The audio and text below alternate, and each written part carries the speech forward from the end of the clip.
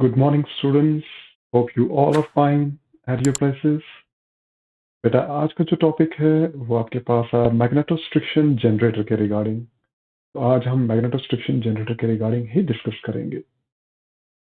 आपके साथ स्क्रीन में मैग्नेटोस्ट्रिक्शन जनरेटर का सर्किट डायग्राम शो हो रहा है। तो आज हम पहले सर्किट डायग्राम को अंडरस्टैंड करेंगे। हम देखें किस प्रिंसिपल पे ये जनरेटर वर्क करता है। आपके पास पहले हम प्रिंसिपल को डिस्कस करेंगे। सेकेंड स्टेप में हम इसके कंस्ट्रक्शन पार्ट और वर्किंग को डिस्कस करेंगे।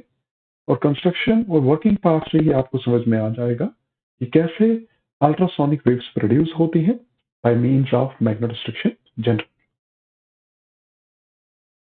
तो मैग्नेटोस्ट्रिक्शन जनरेटर का वर्किंग प्रिंसिपल डिस्कस करते समय बेटा आपको दिमाग में क्या क्या रखना है।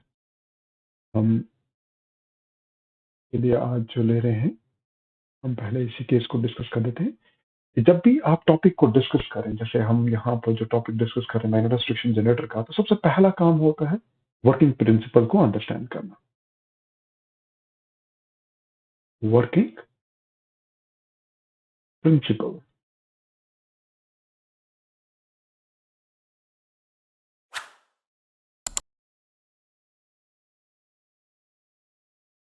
अब देखिए बेटा, वर्किंग प्रिंसिपल में सबसे पहले बात आता है कि ये वर्क किस पे करेगा। तो हम जो सबसे पहले जो वर्किंग प्रिंसिपल का केस यहाँ पे लेंगे वो आपके पास है मैग्नेटोस्ट्रिक्शन इफेक्ट। Magnetostriction effect.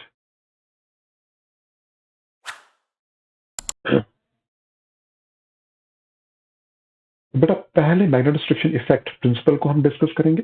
आप जब मैग्नेटोस्ट्रिक्शन इफेक्ट को समझ जाएंगे तो पूरा वर्किंग इसी इफेक्ट के बेसिस पे हम on the basis of this particular circuit diagram हम आपको डिस्कस करेंगे। तो मैग्नेटोस्ट्रिक्शन इफेक्ट है क्या? इस इफेक्ट के अकॉर्डिंग है कि अगर हमारे पास कोई फेरोमैग्नेटिक रॉड है, अब मैं सिंप्लिसिटी के लिए जो फेरोमैग्नेटिक रॉड ले रहा हूं वो आपके पास एक सिलेंड्रिकल रॉड ले रहा हूं जैसा आपको दिखाई दे रहा है। देखो बेटा, ये रफ डायग्राम है। रफ डायग्राम सिर्फ अंडरस्टैंड करने के लिए मैंने यहां पर एक फेरोमैग्नेटिक रॉड ले ली और आपने ऑलरेडी लोअर स्टैंडर्ड में मटेरियल्स को 3 पार्ट में डिस्कस करके पढ़ा है। आप किसी भी मटेरियल को on the basis of the magnetic properties आप 3 पार्ट्स में डिस्कस करते हैं। पहला होता है number 1 is diamagnetic material. Second one is paramagnetic and third one is ferromagnetic.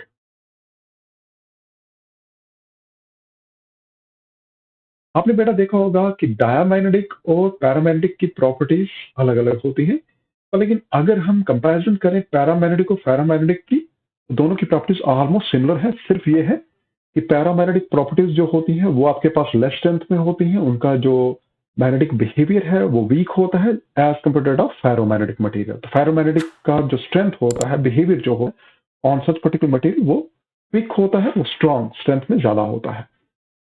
तो हमारे पास फेरो मीन्स मैग्नेटोस्ट्रिक्शन इफेक्ट को बताने के लिए जो मटेरियल हम यूज कर रहे हैं वो मटेरियल किस नेचर का होना चाहिए?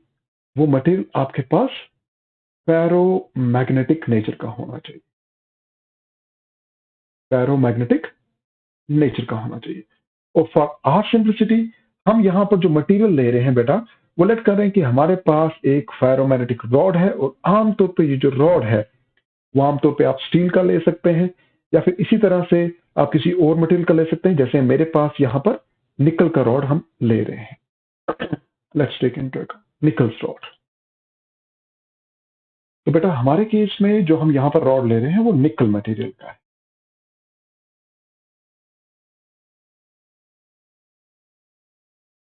अब ये इफेक्ट है क्या? तो हमने कहा कि आपके पास नेचर में एग्जिस्ट करने वाले जितने भी मटेरियल्स हैं हमने उनको 3 प्रॉपर्टीज असाइन की हैं। It can be actually behaving as what diamagnetic material, it can be behaving as paramagnetic, or it can be behaving as ferromagnetic. लेकिन हमने इस वर्किंग प्रिंसिपल को समझाते समय, इस मैग्नेटोस्ट्रिक्शन जनरेटर की वर्किंग को डिस्कस करते समय हमें जो मटेरियल लेना है वो फेरोमैग्नेटिक नेचर का होना चाहिए। और इसके लिए हमने अपना जो रॉड चूज किया है वो रॉड कौन सा है, निकल रॉड। अब बेटा इस निकल रॉड की प्रॉपर्टी है क्या? इस निकल रॉड का प्रॉपर्टी है कि जैसे ही आपको इस तरह के फेरोमैग्नेटिक मटेरियल्स को हम वेरिंग मैग्नेटिक फील्ड के भीतर रखते हैं, मैं लेट करता हूं इस मैग्नेटिक लेंथ मीन्स इस मटेरियल की लेंथ अगर देखें तो अगर मैं एक्स एक्सिस के अलोंग इसको स्टडी करूं, अगर मैं इस मटेरियल को इसके एक्स एक्सिस के अलोंग स्टडी करूं और इसके अबाउट अगर मैं वेरिंग मैग्नेटिक फील्ड लगाता हूं, मैं लेट करता हूं कि हमने मैग्नेट्स को इस तरीके से प्लेस किया है कि एक तरफ आपके पास मैग्नेटिक नॉर्थ है, एक तरफ मैग्नेटिक साउथ है, और मैं लेट कर रहा हूं ये जो मैग्नेटिक नॉर्थ और मैग्नेटिक साउथ जो हमने डेवलप किया है that is by means of electromagnets है। ये क्या है? इसी इलेक्ट्रोमैग्नेट्स की मदद से है। और देखिए बेटा जब हम इलेक्ट्रोमैग्नेट्स की बात कर रहे हैं तो मैं ये भी कह रहा हूं कि हाँ इनकी मैग्नेटिक स्ट्रेंथ को हम वेरी कर सकते हैं। मीन्स इस नॉर्थ पोल और इस साउथ पोल की मैग्नेटिक स्ट्रेंथ को हम इंक्रीज या डिक्रीज कर सकते हैं, या फिर मैं इनकी पोलैरिटीज को भी क्या कर सकता हूं, चेंज कर सकता हूं with the help of these electromagnets. अब आपके पास अगर मैं कहता हूं कि आपने इस तरह का मैग्नेटिक फील्ड आपने डेवलप किया है along the axis of the ferromagnetic rod, और by means of this particular electromagnet अगर आप मैग्नेटिक फील्ड को क्या करते हैं, आप मैग्नेटिक फील्ड को वेरी करते हैं, मीन्स आप इसकी मैग्नेटिक स्ट्रेंथ को आप मिनिमम वैल्यू से आप मैग्नेटिक स्ट्रेंथ को मैक्सिमम वैल्यू की तरफ ले जाते हैं। शुरू में मैग्नेटिक करंट क्या है, मैग्नेटिक फील्ड क्या है, आपके पास कम है, और जैसे जैसे करंट की स्ट्रेंथ को आप बढ़ाएंगे बिकॉज ऑफ द बायट-सावर्ट्स लॉ आपने पढ़ रखा है लोअर स्टैंडर्ड में, तो आपके पास मैग्नेटिक स्ट्रेंथ बढ़ना शुरू हो जाएगा जैसे जैसे करंट बढ़ेगा। तो हम कह रहे हैं कि शुरू में मैग्नेटिक स्ट्रेंथ कम है इस एक्सिस के अलोंग, और जैसे जैसे आपके पास मैग्नेटिक स्ट्रेंथ बढ़ेगा तो आपके पास आपको ये भी पता है मैग्नेटिक लाइंस ऑफ फोर्सेस जो होती हैं वो नॉर्थ से साउथ की तरफ ट्रेवल करती हैं। तो जितनी मैग्नेटिक लाइंस ऑफ फोर्सेस हैं वो इस मटेरियल को क्रॉस करते हुए साउथ पोलैरिटी की तरफ मूव कर रही हैं। अब होता क्या है कि जब आप इस तरह की मटेरियल को वेरिंग मैग्नेटिक फील्ड के भीतर रखते हैं, मीन्स ऐसा मैग्नेटिक फील्ड जिसकी स्ट्रेंथ को आप कंट्रोल कर सकते हैं, मीन्स मिनिमम से मैक्सिमम ले जा सकते हैं और मैक्सिमम से मिनिमम ला सकते हैं, तो आप देखेंगे कि ये जो रॉड है इस रॉड की जो लेंथ है वो आपके पास चेंज होती है। आपके पास ये जो रॉड है sometimes it may get what contracted. मैं एक रफ डायग्राम में दिखा रहा हूं कि पहले लेंथ आपके पास इस एल से दिखा रही थी, अब आपके पास लेंथ कितनी है, now this is the new length. अब लेट करते हैं ये न्यू लेंथ एल प्राइम से हम दिखा रहे हैं। तो हमने कहा कि जब हमने मैग्नेटिक फील्ड को अप्लाई किया across the axial line of this particular magnetic rod means ferromagnetic rod के अक्रॉस, तो हमने देखा कि इसकी लेंथ में क्या आ गया, चेंज आ गया, इसकी लेंथ क्या होगी, डिक्रीज होगी। सिमिलरली जब आप पोलैरिटीज को चेंज करेंगे आपके पास यही मैग्नेटिक स्ट्रेंथ आपके पास क्या हो जाएगी, मैग्नेटिक स्ट्रेंथ के बढ़ने से रॉड का लेंथ भी क्या हो जाएगा, चेंज हो जाएगा। तो आप देख रहे हैं कभी आपके पास रॉड का लेंथ कम हो रहा है और कभी रॉड का लेंथ क्या हो रहा है, इंक्रीज हो रहा है। और ये इंक्रीज और डिक्रीज जो वेरिएशन आपके पास मटेरियल की लेंथ में आ रही है, जो रॉड की लेंथ में आ रही है, that is because of the applied magnetic field. कि मैग्नेटिक फील्ड जो बाहर से आप अप्लाई कर रहे हैं उसका स्ट्रेंथ कैसा है। स्ट्रेंथ वीक है तो अगर लेंथ ज्यादा है, स्ट्रेंथ ज्यादा पे लेंथ क्या हो जाएगी, कम हो जाएगी। तो अगर आप इस अप्लाइंग फील्ड को मीन्स जो आपने बाहर से फील्ड अप्लाई करें, मैग्नेटिक फील्ड जो आप अप्लाई करें bye means of the electromagnet, अगर आप उस मैग्नेटिक फील्ड की फ्रीक्वेंसी को चेंज करते हैं, मीन्स जिस फ्रीक्वेंसी से वो फील्ड इंक्रीज या डिक्रीज हो रही है, अगर आप उसकी फ्रीक्वेंसी को चेंज करते हैं तो ये रॉड भी ऑलमोस्ट उसकी डबल फ्रीक्वेंसी से क्या करने लगती है, वाइब्रेट करने लगती है। तो ये जो बिहेवियर है किन मटेरियल्स का, इन फेरोमैग्नेटिक मटेरियल्स का, कि जब हम उनको सब्जेक्ट करते हैं अल्टरनेटिंग मैग्नेटिक फील्ड को, तब आपके पास उस बार लेंथ जो होती है या तो वो कॉन्ट्रैक्ट करती है या फिर एक्सपैंड करती है अक्रॉस इस एक्सियल लेंथ। ध्यान रखिएगा इस बार लेंथ का अपनी एक्सियल लेंथ के अक्रॉस अपनी लेंथ को इंक्रीज करना या डिक्रीज करना, इसी प्रॉपर्टी को हम क्या नाम दे रहे हैं, मैग्नेटोस्ट्रिक्शन इफेक्ट। तो हम कह सकते हैं कि if a bar of ferromagnetic material is subjected to an alternating magnetic field, the bar length either expands or contracts in length alternatively across its axis. वही काम यहां पर हो रहा है और इसी इफेक्ट को हम बेटा यहां पर क्या नाम दे रहे हैं, इसी इफेक्ट को हम यहां पर मैग्नेटोस्ट्रिक्शन इफेक्ट दे रहे हैं। तो ध्यान रखिएगा, इसी इफेक्ट का यूज करना है इन explaining how this particular effect can be used in making the that is ultrasonic generator. और अल्ट्रासोनिक जनरेटर बनाने के लिए जो सर्किट डायग्राम हम ले रहे हैं वो सर्किट डायग्राम आपके पास यहां पर शो किया गया है। लेफ्ट साइड में आप देखिए, आपके पास एक सर्किट अरेंजमेंट दिखाई गई है और ये सर्किट अरेंजमेंट पूरी की पूरी वर्किंग को क्या करेगी, एक्सप्लेन करेगी। तो अब हमारा काम है, जब आपने प्रिंसिपल को अंडरस्टैंड कर लिया, तो प्रिंसिपल को अंडरस्टैंड करने के बाद ये फर्स्ट स्टेप होता है कि प्रिंसिपल को डिस्कस किया जाता है। तो सेकेंड स्टेप में आपने कंस्ट्रक्शन पार्ट को डिस्कस करना होता है। कंस्ट्रक्शन पार्ट कि आप अल्ट्रासोनिक जनरेटर को डेवलप कैसे करेंगे, इस मैग्नेटोस्ट्रिक्शन जनरेटर को डेवलप कैसे करेंगे। तो कंस्ट्रक्शन पार्ट में है क्या, कंस्ट्रक्शन पार्ट के लिए आप डायग्राम लेफ्ट साइड में जो डायग्राम दिया गया उस पर देखिए बेटा, यहां पर HT लिखा हुआ है, that is your high tension battery source. High tension battery source. High tension battery source का मीनिंग हो गया कि हमने यहां पर नंबर ऑफ बैटरीज हमने किस में लगाई है, सीरीज में लगाई है। मैं बहुत सारी बैटरीज को यहां पर क्या कर रहा हूं, सीरीज में लगा। When you are applying number of such batteries in series, तो नेचुरली आपके पास पोटेंशियल ऑफ द बैटरी क्या हो जाएगा, राइज हो जाएगा। तो जब बहुत सारी बैटरीज को आप सीरीज में लगा रहे हैं तो आपके पास इस तरह का सर्किट अरेंजमेंट आपको डेवलप होता है। जब नंबर ऑफ बैटरीज को सीरीज में लगाएंगे तो पोटेंशियल हाई हो जाता है, इसलिए हम इसको हाई टेंशन बैटरी सोर्स के साथ रिप्रेजेंट कर रहे हैं। अब आपके पास ये जो डिवाइस आपको यहाँ पर दिखाई दे रहा है, जिसको हमने सर्कल सिंबल में दिखाया है, अपर पार्ट में हम P दिखा रहे हैं, लोअर पार्ट में हम K दिखा रहे हैं और सेंटर में G दिखा रहे हैं। This part is your triode. इसको क्या नाम देते हैं, ट्रायोड। और ये ट्रायोड है क्या, इस ट्रायोड आप अंडरस्टैंड कीजिए। मैं इसलिए डायग्राम नीचे की तरफ दिखा रहा हूँ, आप ट्रायोड को थोड़ा ध्यान से देखिएगा। मैग्नीफाइड फॉर्म में हम इसको दिखाते हैं। लेट करते हैं, ये अपर प्लेट है P,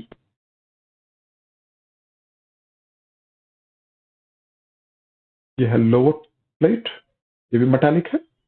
मैंने अपर प्लेट को P से रिप्रेजेंट किया, लेकिन आप इसको कोई और नाम भी दे सकते हैं। मैं इसको नाम दे देता हूँ, that is A। Lower plate को मैंने नाम दे दिया, दैट इज C। और यहां पर भी एक इलेक्ट्रोड है और इसको हम नाम दे रहे हैं G। पहले आप इस ट्रायोड की वर्किंग को अंडरस्टैंड कर लीजिए, क्योंकि ट्रायोड को समझना बहुत जरूरी है। बेटा ये जो C है, नीचे C जो हम दिखा रहे हैं, एक्चुअली में ये C जो है, C stands for cathode. Means ये मेटल प्लेट है, लेकिन that metal plate which is at what, high negatively charge. इसके ऊपर चार्ज कैसा, हाई नेगेटिव चार्ज। लेकिन हाई नेगेटिव चार्ज डेवलप कैसे होगा वो हम आपको बताएं। This A, this is also a metallic plate, but this metallic plate is what we termed it as anode, and it is at high positive charge. आपके पास यहां पर हाई पॉजिटिव चार्ज कैसे डेवलप हुआ उसको भी हम बताएंगे। And this G stands for grid. ये ग्रिड है, वो इसका मेन काम होता है to control the current, to control the current. भाई अगर हम बात कर रहे हैं कि ग्रिड फिर करंट को कैसे कंट्रोल करेगा, तो आपको पता है current is because of the flow of the charges. ये चार्ज को कंट्रोल करके करंट को कंट्रोल करेगा। लेकिन बात आती है ये आपके पास करेगा कैसे। अब देखिए बेटा, ये जो ग्रिड हमने दिखाया है, ये ग्रिड आपके पास इस में कनेक्टेड कैसे है। अगर आप देखेंगे तो ये पूरा ग्रिड आपके पास बाहर से एक्सटर्नल सर्किट में कनेक्टेड है। आप देखिए, आपके पास जो मैंने कैथोड दिखाया था, जिसको मैंने C से दिखाया, यहाँ पर K से रिप्रेजेंट हो रहा है। यहाँ पर एनोड है, मैंने वहां पर A से दिखाया, यहाँ पर P से कनेक्ट हो रहा है। और आप देखेंगे इस कैथोड के नीचे एक फिलामेंट भी दिखाया गया है। ये सिंबल जो है ये फिलामेंट का है, लेकिन हम इसको यहाँ पर मैग्नीफाइड फॉर्म में यहाँ पर मैं दिखा दूं। यहाँ पर जो फिलामेंट है, हम आमतौर पर उस फिलामेंट को F से दिखा सकते हैं। और ये फिलामेंट किसी लो टेंशन बैटरी सोर्स के साथ कनेक्टेड है। और यहाँ पर एक की लगा हुआ है, जो कि आपके पास सर्किट को क्या करेगा, कंप्लीट करेगा। इसको हम लो टेंशन बैटरी सोर्स कहेंगे। अब देखिए, अगर ऊपर वाले डायग्राम के साथ इसको कंपेयर किया जाए, इसको थोड़ा सा साइज को छोटा कर देता हूं ताकि आपको दिखाई दे। आप देखें एनोड जो है आपके पास कनेक्टेड है to that of high tension battery source. यहाँ बहुत सारी बैटरीज हमने सीरीज में लगाई ताकि ओवरऑल पोटेंशियल क्या हो जाए, इंक्रीज हो जाए, number of batteries in series. और आप देखिए यहां पर मैं लेट करता हूं कि मेरे पास एक की है, लेट करते हैं दिस इज की K1, और यहां पर जो मैंने की दिखाई है उसको की K2 कर लीजिए, और आपके पास इस की को कनेक्ट कर दीजिए with that of the other end of the cathode. अब बेटा ध्यान से देखिए, की K1 इस समय ओपन है, सर्किट में कोई करंट फ्लो नहीं कर रही, लेकिन जैसे आप की K1 को क्या करेंगे, क्लोज करेंगे, this high positive potential of the battery from the high tension battery source, जो पॉजिटिव चार्ज है, it actually appears on this particular plate. आपके पास ये मेटालिक प्लेट के ऊपर कौन सा चार्ज आ जाएगा, high positive potential, because this is connect with the high, that is positive potential of the high tension battery source. Similarly negative charge आपके पास इस बैटरी का कनेक्टेड है through K1 to this metallic plate C, इसके ऊपर कैसा charge आ जाएगा, हाई नेगेटिव चार्ज। लेकिन अभी सर्किट कंप्लीट नहीं हुआ, because no electrons are actually moving from cathode to anode which can make the circuit complete. तो इसी पर्पज के लिए हमारे पास ये फिलामेंट दिया गया है, जो बॉटम पे आपको फिलामेंट दिखाया गया है। इस फिलामेंट का काम क्या है, जैसे कि K2 को आप प्रेस करेंगे, सर्किट में लो टेंशन बैटरी सोर्स काउंट में आ जाएगा, और ये आपके पास क्या करेगा, ये आपके पास इस फिलामेंट को ग्लो कर देगा। जब फिलामेंट ग्लो होगा तो आपको पता है लाइट के साथ हीट भी प्रोड्यूस होगी। तो ये हीट किसको जाएगी, ये हीट इस मेटालिक प्लेट को जाएगी। तो जब ये हीट मेटालिक प्लेट को जाएगी तो ध्यान रखिएगा बेटा, ये जो कैथोड है, ये जो कैथोड हम दिखा रहे हैं एक्चुअल में है तो मेटालिक प्लेट। मेटालिक प्लेट में आपको पता है कि आपके पास एटम्स का जो अरेंजमेंट होगा, ध्यान रखिएगा मैं यहाँ पर सर्कल्स के साथ दिखा रहा हूँ, ये कुछ ही एटम्स से दिखाने की कोशिश करूंगा। आप इमेजिन कीजिए कि नंबर ऑफ सच एटम्स पर सीसी जो है मेटल के केस में वो 10⁻28 होते हैं। नंबर ऑफ एटम्स पर सीसी जो होते हैं वो 10⁻28 एटम्स होते हैं पर सीसी क्यूबिक सेंटीमीटर में। तो हम बता रहे हैं, मैं कुछ ही एटम्स को यहाँ पर दिखा रहा हूँ। तो मुझे बताइए मेटल के केसेस में आपके पास जो न्यूक्लियस होता है उसमें इनर मोस्ट शेल्स जो होती हैं वो आपके पास स्ट्रांगली बॉन्डेड होती है, मींस इलेक्ट्रॉन जो होते हैं वो स्ट्रांगली बॉन्डेड होते हैं न्यूक्लियस के साथ। लेकिन आउटर मोस्ट शेल में जो इलेक्ट्रॉन्स हैं स्पेसिंग न्यूक्लियस से दूर होने के कारण उनका Coulomb's force of interaction as compare to that of what, as compare to that of the inner most shells कम होता है। तो इसलिए जब ये हीट फिलामेंट से हीट जब इस कैथोड के पास, मींस इस पर्टिकुलर मेटालिक प्लेट जिसको हमने कैथोड के साथ रिप्रेजेंट किया, जब वहां तक पहुंचती है तो वो हीट किसको जा रही है, वो हीट इन एटम्स को जा रही है। तो ध्यान रखिएगा इनर मोस्ट शेल्स के इलेक्ट्रॉन्स कंप्लीटली फिल्ड होने के कारण, इलेक्ट्रॉनिक कॉन्फ़िगरेशन आपने पढ़ी होगी, वो स्ट्रांगली बॉन्डेड है न्यूक्लियस के साथ, लेकिन outer most shells partially field होने के कारण स्ट्रांगली बॉन्डेड नहीं होगा, जिसके कारण जब ये एनर्जी इन इलेक्ट्रॉन्स को मिलेगी तो because of receiving this heat energy they eject out of these atom and become what, free electron।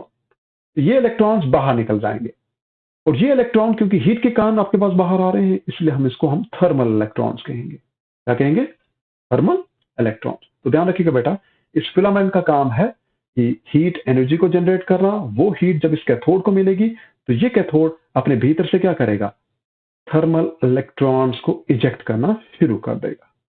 और हाई नेगेटिव पोटेंशियल जो बैटरी का, हाई टेंशन बैटरी सोर्स का जो नेगेटिव पोटेंशियल जो इस कैथोड को मिला है, वो high negative potential in electrons को क्या करेगा, रिपेल करेगा, और ऊपर का मेटालिक प्लेट में high positive potential in electrons को अपनी तरफ क्या करेगा, अट्रैक्ट करेगा, जिसके कारण ये इलेक्ट्रॉन्स किस तरह मूव करने लगेंगे, they starts moving inside this particular triode towards the anode, और सर्किट क्या हो जाएगा, कंप्लीट हो जाएगा, और सर्किट में क्या फ्लो करने लगेगी, current from negative to positive, because of what, because of the flow of the electron. लेकिन कन्वेंशनल करंट कहां से कहां होगी, पॉजिटिव टू नेगेटिव। अब बात आती है कि तीसरा, ये ग्रिड का क्या काम है। ग्रिड का काम है कि आप देखेंगे जब वर्किंग को डिस्कस करेंगे, आप देखेंगे कि कभी ये ग्रिड पॉजिटिवली चार्ज होगा, कभी ये ग्रिड नेगेटिवली चार्ज होगा। जब ये ग्रिड पॉजिटिवली चार्ज होगा तो कुछ इलेक्ट्रॉन्स जो आपको इस कैथोड से निकल रहे हैं, they get what, drifted towards या attracted towards this particular grid. तो अगर मैं कह रहा हूं यहां से 100 इलेक्ट्रॉन्स निकल रहे हैं तो 100 के 100 एनोड तक नहीं पहुंचेंगे, हो सकता है 100 में से 20 किस तरफ चले जाएंगे, वो इलेक्ट्रॉन 20 ग्रिड अपनी तरफ क्या करेगा, अट्रैक्ट करेगा। तो इलेक्ट्रॉन का जो फ्लो आपका कैथोड से एनोड की तरफ था उसको वो रिस्ट्रिक्ट करेगा। तो मुझे बताइए अगर 100 में से 80 इलेक्ट्रॉन आपके पास ग्रिड की तरफ चले जाएंगे तो नंबर ऑफ इलेक्ट्रॉन का जो नंबर है टुवर्ड्स द एनोड वो क्या हो जाएगा, कम हो जाएगा। तो strength of the current get what, decrease. इसका मीनिंग है करंट के फ्लो को वो क्या कर रहा है, कंट्रोल कर रहा है। सिमिलरली जब ग्रिड नेगेटिवली चार्ज होगा तो नेगेटिव चार्ज इलेक्ट्रॉन को रिपेल करेगा और इनको क्विकली एनोड तक पहुंचाएगा। तो it can either increase the current और it can decrease the current. तो इसलिए हम इसको ग्रिड को क्या कहते हैं, करंट कंट्रोलिंग टर्मिनल। इसलिए आप देखेंगे कि ग्रिड कभी पॉजिटिव चार्ज होगा कभी नेगेटिव चार्ज होगा, पर लेकिन होगा कैसे वो सर्किट डायग्राम में आपको समझना पड़ेगा। अब आप ऊपर वाले डायग्राम की तरफ देखिए। अब इस डायग्राम को समझने के लिए अब मैं यहां पर इसको एनलार्ज कर रहा हूं ताकि आप इसको सही ढंग से अंडरस्टैंड करें। आई होप कि अब आपके पास डायग्राम जो है वो पूरी तरह से दिखाई दे रहा हो। अब आपने पूरा फोकस डायग्राम की तरफ।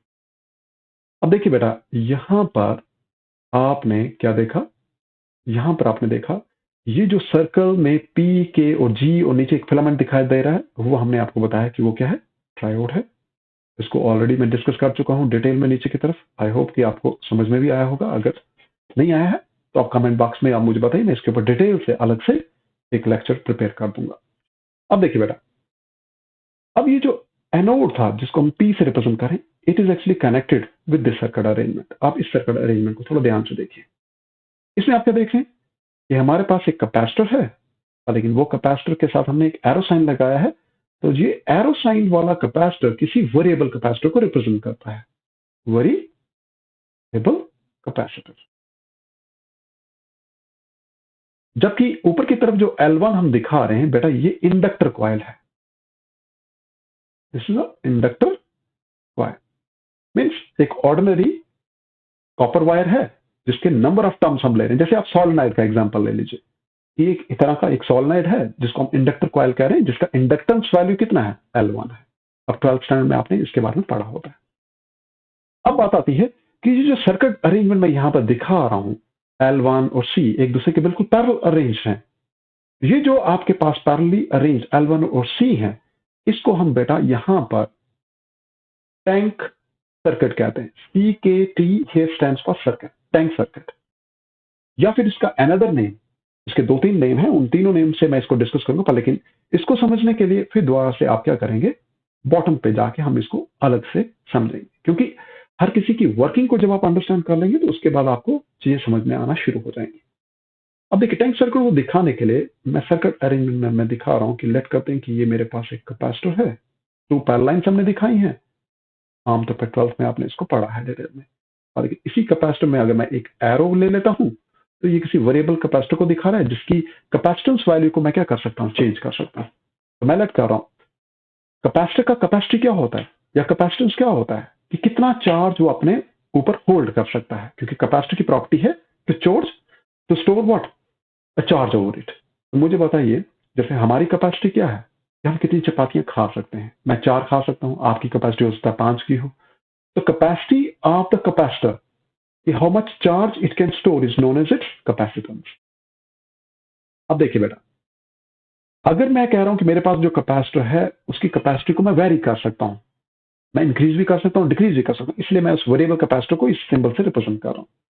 अब इसी कैपेसिटर के बिल्कुल पैरेलल में मैं क्या कर रहा हूं, मैं एक इंडक्टर कॉइल ले रहा हूं। क्या ले रहा हूं, एक इंडक्टर कॉइल। ये वही डायग्राम है, सिर्फ मैं इसको अलग पार्ट्स में दिखा रहा हूं।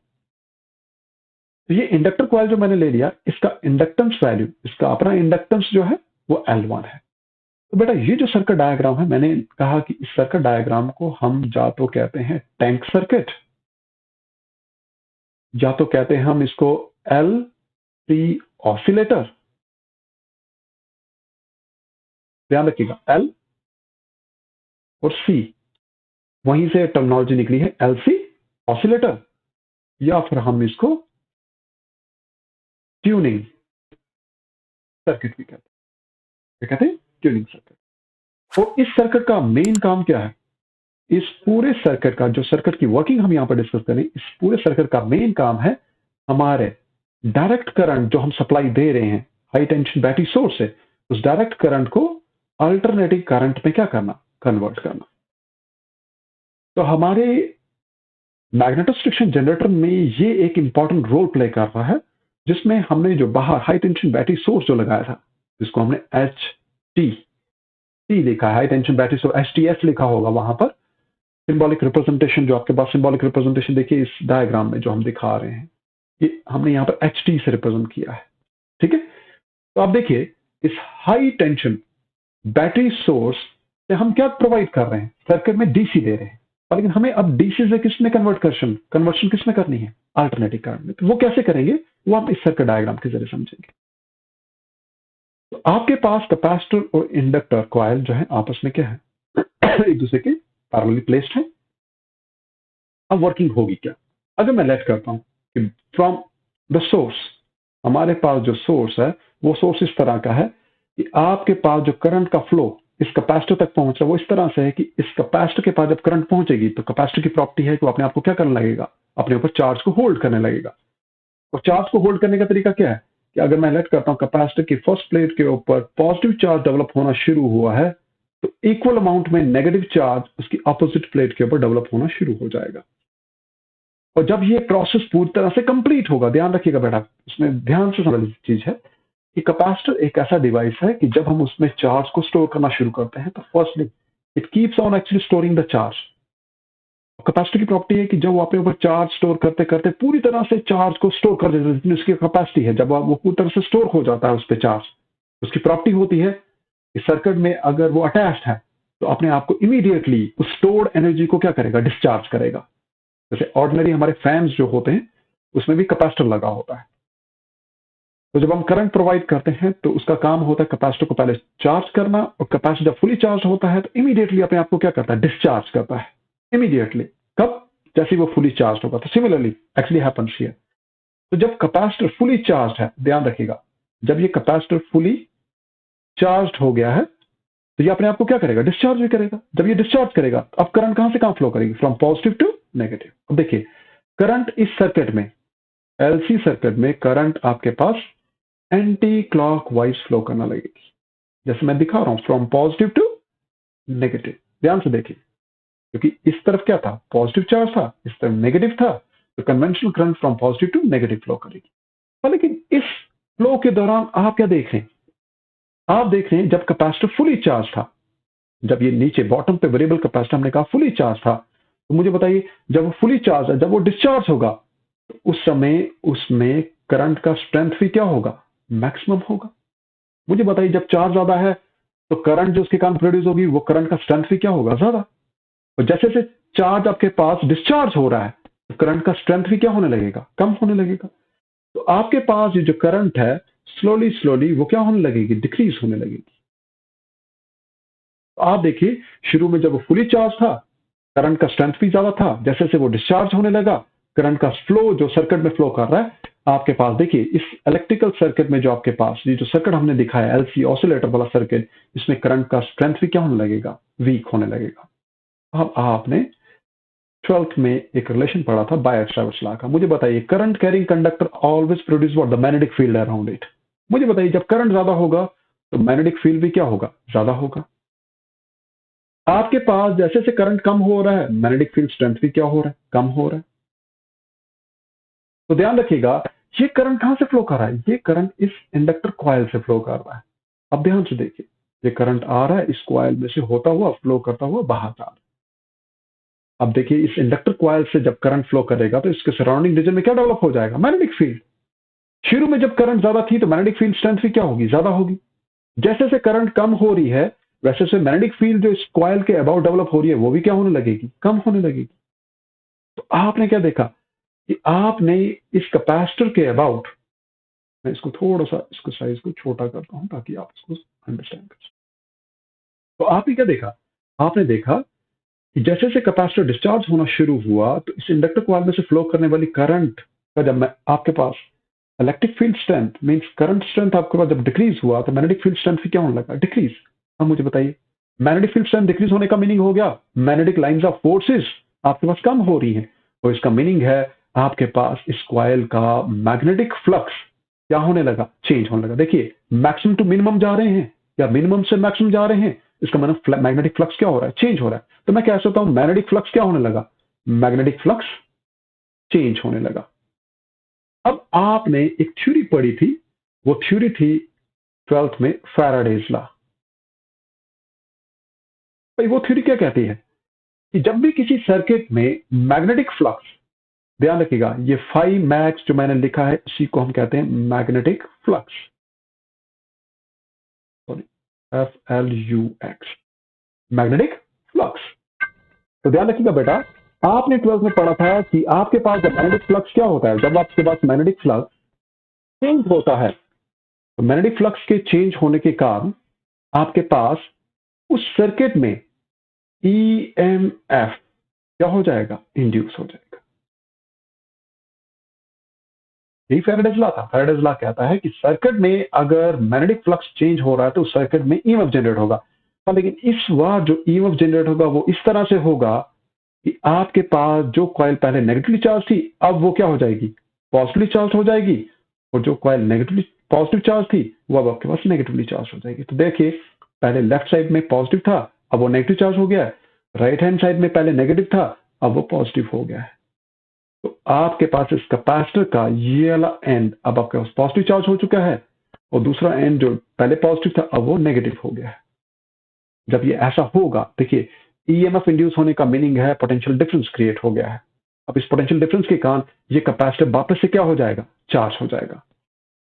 जब ये कैपेसिटर वापस से चार्ज हो गया अब फिर क्या होगा, इसको फिर दोबारा से डिस्चार्ज होना है, लेकिन इस बार डिस्चार्ज कहां से कहां होगा, from positive to negative, in this वे।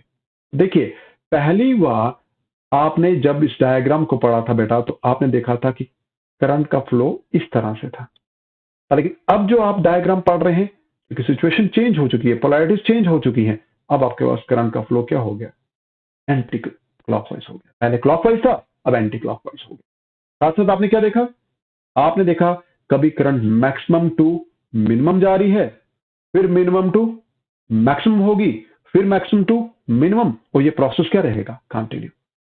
अब आप क्या देख रहे हैं, आप तो इस एलसी सर्किट को क्या प्रोवाइड किया था बाहर से, इस एलसी सर्किट को तो आप डीसी दे रहे हैं। आप इस सर्किट में देखिए, इस एलसी सर्किट को, ये जो मैंने सर्कल के under LC circuit tank circuit बनाया है बेटा, ये आपके पास एक्चुअल में कनेक्टेड किसके साथ है, एचटी के साथ। एचटी क्या है, एक डीसी सोर्स है। तो आप जो डीसी दे रहे हैं वो डीसी इस पर्टिकुलर सर्किट में करंट का फ्लो कैसा कर रहा है, कभी करंट को जीरो से मैक्सिमम ले जा रहा है, फिर जीरो ला रहा है, फिर डायरेक्शन चेंज हो रही है, फिर मैक्सिमम हो रहा है, फिर जीरो हो रहा है, एंड सो ऑन। तो ध्यान रखिएगा, zero to maximum, maximum to zero, zero to maximum, यहां पर फिर दोबारा से मैक्सिमम हो रहा है। लेकिन ध्यान रखिएगा डायरेक्शन अगर यहां पर क्लॉकवाइज थी तो यहां पर क्या हो चुकी है, एंटी क्लॉकवाइज। आप ऊपर सर्किट में देख सकते हैं कि आपके पास एक फिक्स इंटरवल के लिए पहले करंट का फ्लो क्लॉकवाइज था और फिर एक फिक्स इंटरवल के लिए करंट का फ्लो क्या हो गया, एंटी क्लॉकवाइज हो गया। इसका मीनिंग है हमने डीसी को इसमें चेंज कर दिया, डीसी को एसी में चेंज कर दिया, क्योंकि हमारी करंट कभी मैक्सिमम से मिनिमम हो रही है, कभी मिनिमम से मैक्सिमम हो रही है, और ये प्रोसेस कंटिन्यू रह रहा है। और साथ ही साथ डायरेक्शन कभी हमारी क्लॉकवाइज है, कभी डायरेक्शन हमारी एंटी क्लॉकवाइज है। तो ये दोनों प्रॉपर्टीज जो अल्टरनेटिंग करंट की है वो दोनों प्रॉपर्टीज यहां पर क्या हो रही है, होल्ड हो रही है। तो आपने देखा कि आपके पास ये जो डीसी हाई टेंशन से जो डीसी हमने इस सर्किट में लगाया वो डीसी आपके पास इस एलसी सर्किट टैंक सर्किट में अल्टरनेटिंग करंट में चेंज हो रहा है। अब ये जो अल्टरनेटिंग करंट में डीसी चेंज हो रहा है बेटा, ये जो कॉइल L1 है यहां के मैग्नेटिक फ्लक्स को वो क्या कर रहा है, चेंज कर रहा है। क्या कर रहा है, मैग्नेटिक फ्लक्स को चेंज कर रहा है। कभी वो मैग्नेटिक फ्लक्स इंक्रीज कर देता है, मैग्नेटिक स्ट्रेंथ बढ़ा देता है, कभी वो मैग्नेटिक स्ट्रेंथ को कम कर देता है। मैग्नेटिक स्ट्रेंथ कब ज्यादा होगी, जब आपके पास करंट सर्किट में क्या होगी, ज्यादा होगी। मैग्नेटिक स्ट्रेंथ कब मिनिमम होगी, मैग्नेटिक स्ट्रेंथ आपके पास तब मिनिमम होगी जब सर्किट में करंट क्या हो जाएगी, मिनिमम हो जाएगी। इसका मीनिंग है आपके पास इंडक्टर कॉइल L1 में कभी करंट के ज्यादा होने के कारण मैग्नेटिक स्ट्रेंथ बढ़ रही है, कभी करंट के कम होने के कारण मैग्नेटिक स्ट्रेंथ कम हो रही है। इसका मीनिंग मैग्नेटिक फ्लक्स क्या हो रहा है, चेंज हो रहा है। अब आपने देखा म्यूचुअल इंडक्शन के कारण। आप देखिए यहां पर आप एक रॉड देख रहे हैं ए बी, क्या देख रहे हैं, एक ए बी, हमने एक बीच में एक रॉड दिखाई है। जो इस इंडक्टर कॉइल के बीच में हमने फिट करके रखी है। अब देखिए इंडक्टर कॉइल L के बिल्कुल इमीडिएट नेबरहुड में एक दूसरी कॉइल हम दिखा रहे हैं L2, लेकिन उस L2 इंडक्टर कॉइल का एक एंड हमने ग्रिड के साथ कनेक्ट किया है, जबकि दूसरा एंड ने इसी कैथोड के साथ कनेक्ट किया है that are what the negative terminal of the high tension battery source. अब बेटा ये L1 और L2 जो है ये मैंने लाइन के साथ ज्वाइन किए हैं। ये लाइन के साथ इसलिए ज्वाइन किए हैं, मैं इनको दिखाना चाहता हूं कि ये इंडक्टिवली कपल्ड है। इंडक्टिवली क्या है? कपल्ड। अब ये इंडक्टिवली कपल्ड का मीनिंग क्या है? मैं इंडक्टिवली कपल्ड इसलिए बता रहा हूं कि सर्किट अरेंजमेंट इस तरह से है कि L1 कॉइल अगर ये है तो L2 कॉइल उससे ज्यादा दूर नहीं है, इसके बिल्कुल नेबरहुड में ही लाई कर रही है। और आपने म्यूचुअल इंडक्शन का केस ऑलरेडी पढ़ा है। म्यूचुअल इंडक्शन के केस में पढ़ा कि अगर पहली कॉइल के अबाउट मैग्नेटिक फील्ड इंक्रीज या डिक्रीज हो रही है तो वो मैग्नेटिक फील्ड सेकंड कॉइल के पास भी पहुंचेगी, क्योंकि सेकंड कॉइल L2 पहली वाली कॉइल के बिल्कुल नेबरहुड में ही है। तो जब आपके पास मैग्नेटिक फ्लक्स L1 पे वीक था, L2 पे भी वीक होगा। जब L1 पे इंक्रीज होगा तो वो L2 पे भी इंक्रीज होगा। इसका मीनिंग है L2 is also experiencing varying magnetic field. हम कह सकते हैं L2 का मैग्नेटिक फ्लक्स बिल्कुल उसी तरह से चेंज होगा जिस तरह से L1 का चेंज हो रहा है। इसलिए हम L1 और L2 को कहते हैं कि वो इंडक्टिवली क्या है? कपल्ड है। तो मुझे बताइए, अगर दोनों L1 और L2 रॉड एक साथ मैग्नेटिक फ्लक्स को इंक्रीज कर रही हैं, एक साथ मैग्नेटिक फ्लक्स को डिक्रीज कर रही हैं, मुझे बताइए इस कॉइल के भीतर हमने किसको रखा हुआ है? ए बी रॉड को। और ये रॉड कौन सी है? ये रॉड है फेरोमैग्नेटिक रॉड। कौन सी रॉड है? Ferromagnetic rod. और हमारे केस में ये कौन सी रॉड है? निकल की या स्टील की आप रॉड ले सकते हैं। तो अब देखिए बेटा कि अगर आपके पास एक ऐसा मैग्नेटिक फील्ड आपने डेवलप किया, देखिए मेरे पास ये इंडक्टर कॉइल है, ये वही इंडक्टर कॉइल है जो मैं दिखा रहा हूं। ये L2 वाली है और ये थी आपके पास जो आपके पास टैंक सर्किट में लगी थी, दैट इज L1। अब मैंने इसी L1 और L2 के भीतर किसको प्लेस करके रखा है? उस पर्टिकुलर रॉड को प्लेस करके रखा है जिसका हमने आपके पास प्रिंसिपल आपके साथ डिस्कस किया था, मैग्नेटोस्ट्रिक्शन प्रिंसिपल। अब मुझे बेटा बताइए, जब आपके पास इसके अबाउट मैग्नेटिक फ्लक्स मिनिमम होगा तो भाई सेकंड कॉइल के पास भी मैग्नेटिक फ्लक्स क्या होगा? मिनिमम होगा। क्यों? कि दोनों रॉड एक दूसरे के बिल्कुल पास पास हैं, तो इंडक्टिवली कपल्ड हैं बिकॉज ऑफ म्यूचुअल इंडक्शन। जब फर्स्ट रॉड के पास मैग्नेटिक फ्लक्स मैक्सिमम होगा तो सेकंड रॉड के पास भी मैग्नेटिक फ्लक्स क्या होगा? मैक्सिमम होगा। तो दोनों रॉड एक साथ एक जैसा बिहेवियर शो कर रही है, एक साथ मैग्नेटिक फ्लक्स को इंक्रीज करेंगी, एक साथ मैग्नेटिक फ्लक्स को क्या करेंगी? डिक्रीज करेंगी। अब ऐसा करने पे होगा क्या?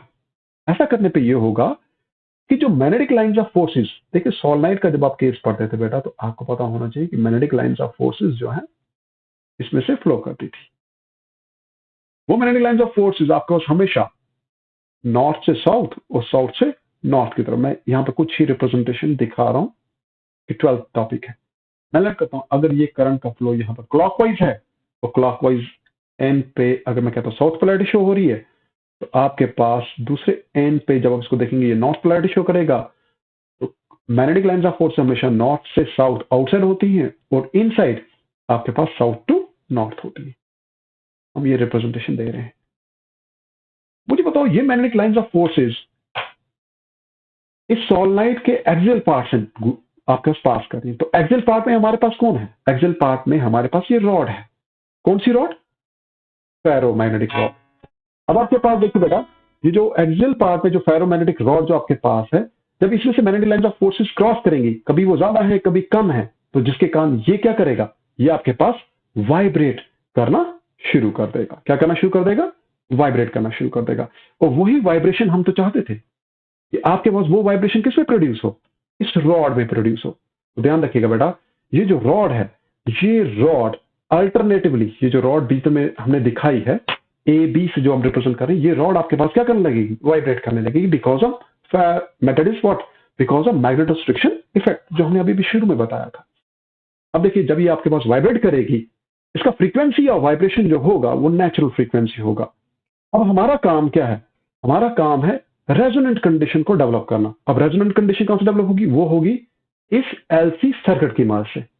अब ये जो एलसी सर्किट हमने बेटा यहाँ पे बनाया है, इस एलसी सर्किट की अगर फ्रीक्वेंसी की बात करें कि फ्रीक्वेंसी ये कितना प्रोड्यूस कर सकता है, तो ये जो एलसी सर्किट है, ये आपके पास जो फ्रीक्वेंसी प्रोड्यूस करता है ये होता है 1/2 पाई के रूट ऑफ एलसी। हमारे पास देखिए वेरिएबल कैपेसिटर का कैपेसिटेंस था C1, inductor of inductance value जो आपके पास टैंक से थी वो थी L1, तो आपके पास 2 पाई अंडर C1 L1 के बराबर हो जाएगा। तो मुझे बताइए, क्योंकि हम L1 तो फिक्स था, उसकी वैल्यू को हम चेंज नहीं कर सकते, लेकिन C1 की वैल्यू को हम क्या कर सकते थे, वेरी कर सकते थे। मुझे बताइए, क्योंकि न्यू इनवर्सली डिपेंड कर रहा है C1 के ऊपर, तो आपके पास माना कि वो स्क्वायर रूट ऑफ C1 है, तो आप क्या कर सकते हैं, इस वैल्यू को, इनवर्स रिलेशन को इस तरीके से एडजस्ट कीजिए कि फ्रीक्वेंसी क्या हो, राइज करे। हमने C1 की वैल्यूज को इस तरह से एडजस्ट करना है कि हमारे पास न्यू की वैल्यू क्या होना शुरू हो जाए, बढ़ना शुरू हो जाए। तो जैसे ही आप C1 की वैल्यू को वेरी करेंगे सर्किट में, क्योंकि हमारे पास वो वेरिएबल कैपेसिटर था, हम जब इस सर्किट में C1 की वैल्यू को वेरी करेंगे, फ्रीक्वेंसी आपके पास जब बढ़ना शुरू होगी, एक समय ऐसा आएगा कि आपके पास इस रॉड का जो नेचुरल फ्रीक्वेंसी है, जब वो मैच कर जाएगा आपके पास इस टैंक सर्किट की फ्रीक्वेंसी के, तब आपके पास एक रेजोनेंस कंडीशन एस्टैब्लिश हो जाएगी। क्या हो जाएगी, रेजोनेंस कंडीशन। और उस रेजोनेंस कंडीशन के दौरान क्या होगा, ये रॉड उस रेजोनेंट कंडीशन के अंदर आते ही आपके पास सबसे मैक्सिमम फ्रीक्वेंसी के साथ क्या करने लगेगी, वाइब्रेट करने लगेगी। और ये जो वाइब्रेशन जो उसमें रेजोनेंट फ्रीक्वेंसी के दौरान जो प्रोड्यूस होगा, उसका जो फ्रीक्वेंसी होगा, वो आपके पास हमारे मैग्नेटोस्ट्रिक्शन के केसेस में almost greater than 300 kilo hertz के बराबर होता है। कितना होता है, 300 किलो हर्ट्ज के बराबर। तो मुझे बताइए, जब 300 किलो हर्ट्ज की फ्रीक्वेंसी से ये रॉड वाइब्रेट करने लगेगी, तो उसका सराउंडिंग एयर भी किस में आ जाएगा, वाइब्रेशन में आएगा। और सराउंडिंग एयर के मालिक्यूल जब वाइब्रेशन में इतनी फ्रीक्वेंसी के साथ आएंगे, तो वो साउंड वेव जो प्रोड्यूस करेंगे, वो साउंड वेव कौन सी वेव प्रोड्यूस करेगी, अल्ट्रासोनिक वेव्स। तो इसलिए हम कह सकते हैं कि मैग्नेटोस्ट्रिक्शन इफेक्ट की मदद से आप अल्ट्रासोनिक वेव्स को इजीली क्या कर सकते हैं, एक्सप्लेन कर सकते हैं। तो बेटा इसके लिए आपके पास ध्यान रखिएगा, मैं सेम बुक को ही रेफर कर रहा हूं, पर लेकिन ध्यान रखिएगा जो हमने आपको बताया वो पूरा डिटेल में है। तो आप पढ़ते समय बुक्स को जब भी आप लेंगे, तो बुक्स को आप अंडरस्टैंड तभी कर पाएंगे जब आपको कॉन्सेप्ट क्या होगा, क्लियर होगा। तो इसलिए कॉन्सेप्ट क्लियर करने के लिए आपने वीडियो को देखना है, और आपके पास एग्जामिनेशन पॉइंट ऑफ व्यू से कि पेपर में क्या लिखना है, उसके लिए आप यहां से लिख सकते हैं, जो मैं आपके साथ शेयर कर रहा हूं स्क्रीन पे। मैं बार बार कह रहा हूं कि it has been taken from my teacher's book written by doctor K Sharma, ठीक है, फ्रॉम शर्मा पब्लिकेशन। तो ध्यान रखिएगा बेटा, आपके पास ये जो स्नैपशॉट आपके सामने जो दिख रहा है, आप इसको एग्जामिनेशन पॉइंट ऑफ व्यू से यूज कर सकते हैं, पर लेकिन वर्किंग क्या है, हर पार्ट कैसे वर्क कर रहा है, अगर आप उसको डिटेल में एग्जाम्स के दौरान अगर आप डिस्कस करते हैं, तो you can get what, the good marks. बेटा अगर हम according to examination point of view अगर हम इसको स्टडी करें, आप इसको अंडरस्टैंड कैसे करेंगे, मैं एक एक करके बताता हूँ। ये वही डायग्राम है, सिर्फ हमने अपने केसेस में जो डायग्राम आपको बताया है वो डिटेल में हमने डिस्कस किया है। तो आप एक्सप्लेन करते समय एग्जामिनेशन में अगर आप अच्छे मार्क्स लेना चाहते हैं, तो आप हर पार्ट को अलग अलग तरीके से डिफाइन कीजिए या एक्सप्लेन कीजिए, ताकि आपको मार्क्स ज्यादा से ज्यादा मिल सके। तो ध्यान रखिएगा, मैग्नेटोस्ट्रिक्शन ऑसिलेटर होता क्या है, या जनरेटर है क्या, हमने बताया। According to the magnetostriction effect, if the bar of the ferromagnetic material is subjected to an alternating magnetic field, the bar expands and contracts in length alternatively. या आपके पास ये जो AB रॉड है, ये आपके पास AB रॉड को जब भी आप किसी वेरिंग इलेक्ट्रिक फील्ड के भीतर रखेंगे, तो नेचुरली वेरिंग इलेक्ट्रिक फील्ड का मीनिंग है वेरिंग मैग्नेटिक फील्ड। तो वेरिंग मैग्नेटिक फील्ड के कारण आपके पास ये रॉड जो है ये वाइब्रेट करेगी along its length। इसका लेंथ कम हो जाएगा, कभी इसका लेंथ ज्यादा हो जाएगा, एक्सटेंड हो जाएगा, और यही जो वाइब्रेशन है in the varying magnetic field, इसी वाइब्रेशन इफेक्ट को ही हम क्या कहते हैं, मैग्नेटोस्ट्रिक्शन इफेक्ट। अब हमने यहाँ पे कहा द फ्रीक्वेंसी ऑफ कॉन्ट्रैक्शन और expansion is twice the frequency of the alternating magnetic field. ये जो फ्रीक्वेंसी ऑफ वाइब्रेशन है इस रॉड का, एग्जैक्टली डबल होता है जितनी फ्रीक्वेंसी आप इस सर्किट की मदद से आप इसके सराउंडिंग रीजन में डेवलप करते हैं। मीन्स L1 और L2 को जो फ्रीक्वेंसी आप LC ऑसिलेटर की मदद से जो दे रहे हैं, उसकी फ्रीक्वेंसी से रॉड का फ्रीक्वेंसी ऑलमोस्ट क्या होता है, डबल होता है। The alternating magnetic field is produced with the help of the oscillator circuit। तो आमतौर पे जो alternating magnetic field जो डेवलप हो रही है इस सर्किट में, वो LC ऑसिलेटर से हो रही है। ये जो LC ऑसिलेटर जो हमने यहाँ पर दिखाया बेटा, इसको हम टैंक सर्किट भी कहते हैं। और आपके पास है due to the longitudinal contraction expansion, आपके पास इस रॉड के कारण जो फ्रीक्वेंसी जनरेट हो रही है, वो फ्रीक्वेंसी कितनी जनरेट होती है? 300 किलो हर्ट्ज। तो आपने देखा कि 300 किलो हर्ट्ज जो है वो ग्रेटर देन 20 किलो हर्ट्ज है। तो नेचुरली आपके पास जब 20 किलो हर्ट्ज से ज्यादा की फ्रीक्वेंसी जनरेट होती है तो हम उनको अल्ट्रासोनिक वेव्स कहते हैं। तो एक्सपेरिमेंटल अरेंजमेंट जो हमने यहाँ पर दिखाई है, इसमें बेटा हमने निकल रॉड का यूज किया। ए बी जो है निकल रॉड को रिप्रेजेंट कर रहा है, और हमने यहाँ पर निकल रॉड, और ध्यान रखिएगा, placed in solenoid and fed by DC supply. तो आपने देखा कि यहाँ पर हम ए बी जो है निकल रॉड है, इसको हमने प्लेस किया है इंडक्टर कॉइल L1 और L2 के साथ। लेकिन ध्यान रखिएगा, इसको हमने बैलेंस किया होता है ए बी रॉड को ओवर द नाइफ वेज। तो आपके पास यहाँ पर डीसी सोर्स है HT जो हम यहाँ पर दिखा रहे हैं, और साथ ही साथ यहाँ पर लिखा गया है the coil L1 forms an oscillator circuit and the variable capacitor C। तो यहाँ पर L1 और C मिलकर एक LC ऑसिलेटर को रिप्रेजेंट कर रहे हैं, जिसमें C एक वेरिएबल कैपेसिटर है। और आपके पास यहाँ पर जो सर्किट डायग्राम है, हमने यहाँ पर कहा is connected to the plate of the triode. तो आपके पास कैपेसिटर का जो वन एंड है, it is connected with the triode's plate, जबकि grid connected with the other end of the inductor coil L2।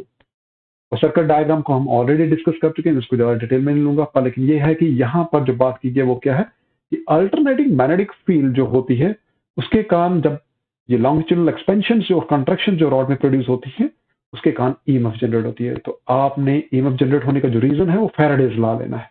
Faraday's law कहता है कि जब मैग्नेटिक फ्लक्स चेंज हो रहा है तो आपको ईएमएफ जनरेट होगी, और उसी ईएमएफ के जनरेट होने के कारण हम इंडक्टर कॉइल L2 में क्या करते हैं, हम इंड्यूस्ड ईएमएफ जनरेट करते हैं, और उसके कारण आपके पास ये दोनों इंडक्टिवली क्या कर जाते हैं, कपल हो जाते हैं। This induced EMF acts on the grid and produce the amplified current variation. और हमने ये बताया कि ये जो इंड्यूस्ड ईएमएफ है, ये ग्रिड को कैसे आपके पास कंट्रोल करता है, और ग्रिड के ऊपर जो चार्जेस डेवलप होते हैं, वो चार्जेस कैसे करंट को अल्टर करती है। मीन्स आपके पास जब ग्रिड का पॉजिटिव चार्ज या नेगेटिव चार्ज जब चेंज होगा, तो वो करंट के फ्लो को कैसे आपके पास रिस्ट्रिक्ट करेगा थ्रू द सर्किट।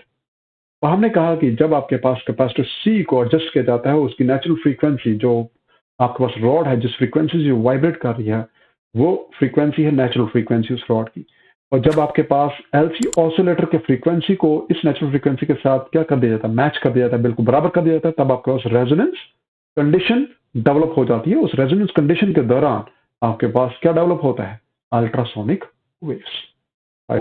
आपको आज का टॉपिक जो है वो समझ में आया होगा। तो आप प्लीज ज़्यादा से ज़्यादा इस लेक्चर को शेयर कीजिए अपने फ्रेंड्स के साथ, ताकि उनको भी हेल्प मिल सके। और जाते जाते प्लीज वीडियो को लाइक भी कीजिएगा, शेयर भी कीजिएगा, और सब्सक्राइब भी कीजिएगा। और अपने फ्रेंड्स से भी कहिए कि वो चैनल को सब्सक्राइब करें, ताकि ऐसे वीडियोस में लाता रहूं। Thank you.